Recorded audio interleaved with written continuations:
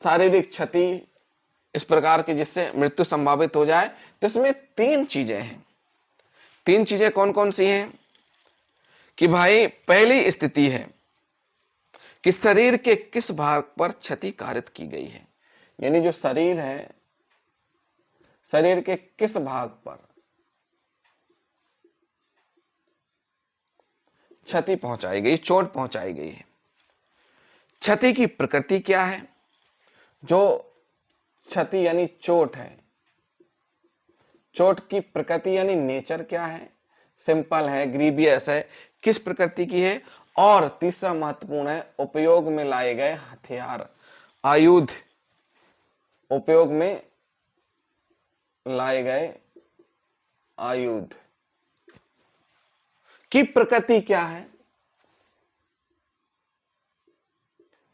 ये क्या है, ये बहुत महत्वपूर्ण है, प्रकृति क्या है। इस उद्देश्य के लिए मानव शरीर को समानता दो भागों में विभाजित किया गया है।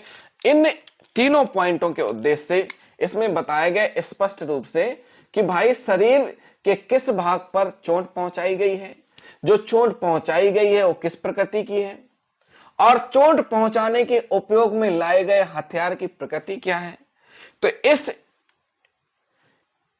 अनुसार जो ये तीनों चीजें बताई हैं, इस अनुसार शरीर के दो भाग किए गए हैं। शरीर जो बॉडी है उसके कितने भाग किए गए हैं, दो भाग शरीर के किए गए हैं।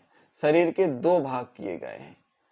एक ऐसा भाग जो मर्म माना जाता है, क्या माना जाता है, मर्म स्थान, और एक माना जाता है अमर्म स्थान, जैसे फैटल इंजरी बोलते हैं अपन, मर्म स्थान।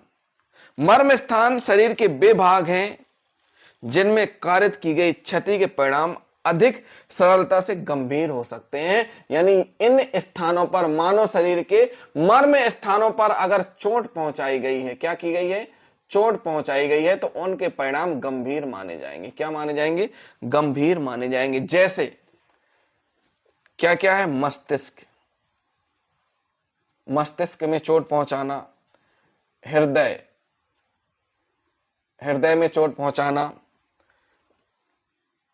पेट के नीचे भाग, पेट के नीचे भाग में चोट पहुंचाना। इस प्रकार के जो शरीर के भाग हैं, मस्तिष्क, हृदय, पेट के नीचे के भाग में चोट पहुंचाना, ये मर्म स्थान माने गए हैं। अब अमर्म में क्या आ जाएगा, अमर्म में आ जाएगा, अमर्म स्थान शरीर के ऐसे भाग हैं जहां चोट पहुंचाई जाती है लेकिन परिणाम गंभीर नहीं होते हैं। क्या नहीं होते, गंभीर परिणाम नहीं होते हैं। क्या नहीं होते, गंभीर परिणाम नहीं होते हैं। ऐसे कौन से स्थान हैं, जैसे पैर, जांघ, हाथ, क्या है, ये ऐसे शरीर के भाग हैं, पैर, जांघ, हाथ, जो कि अमर्म माने गए हैं। क्या माने गए हैं, अमर्म माने गए हैं। अगर इन स्थानों पर चोट पहुंचाई जाती है तो मर्म की अपेक्षा प्रकृति इनकी कम गंभीर समान होगी।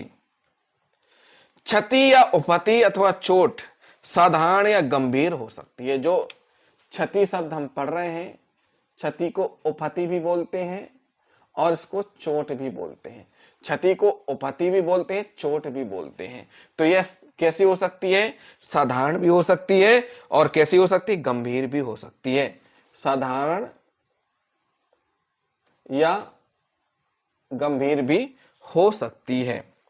यह कितनी गहरी है और कितने क्षेत्र में फैली है, यह महत्वपूर्ण विषय है। ये जो क्षति, ये चोट है, ये कितनी गहरी है, मतलब इसकी गहराई कितनी है, कितनी फैली है, ये जो चोट है, यह सब महत्वपूर्ण विषय है। उसके बाद एक बात यह भी है कि जो चोट पहुंचाई गई है, आयुध क्या है, क्या है आयुध, क्या है, यानी जो उपयोग में लाया गया अस्त्र है, उपयोग में लाया गया हथियार, औजार क्या है।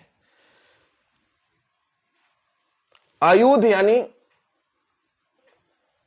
यानी हथियार कैसा है, ऐसा है जो प्राणहर है। कैसा है? आयुध की भी दो कैटेगरी कर दी है। जिस प्रकार मर्म अमर्म में किया गया है, उसी प्रकार आयुध में भी बांटा गया है। क्या, कैसे बांटा गया है वो भी हम आपको बता देते हैं। साथियों देखिए, आयुध, आयुध में भी दो कैटेगरी है। पहली कैटेगरी क्या है? प्राणहर, हर आयुध। और दूसरी है अप्राणहर।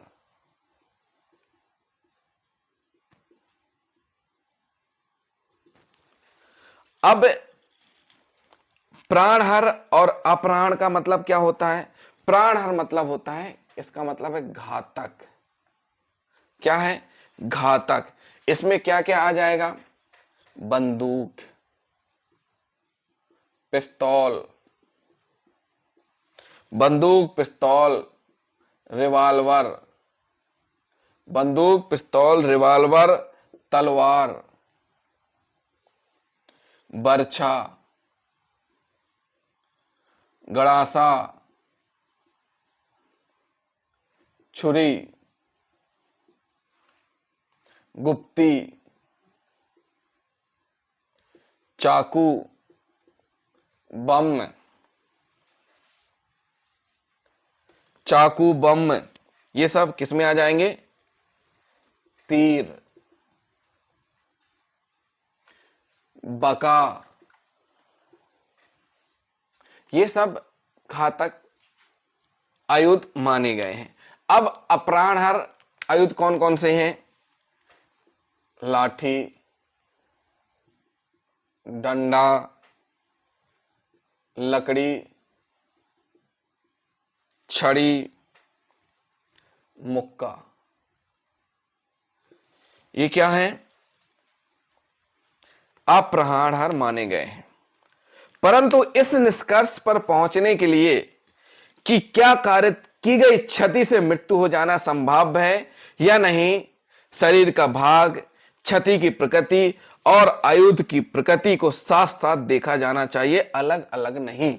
साथियों, जिस व्यक्ति को, जो पीड़ित व्यक्ति है, उस व्यक्ति को जो चोट पहुंचाई गई है, क्या की गई है? चोट पहुंचाई गई, उसकी प्रकृति क्या है? चोट की प्रकृति क्या है? इसके साथ साथ शरीर के किस भाग में पहुंचाई गई है, शरीर के किस भाग में पहुंचाई गई है, और किस प्रकार के आयुध से पहुंचाई गई है।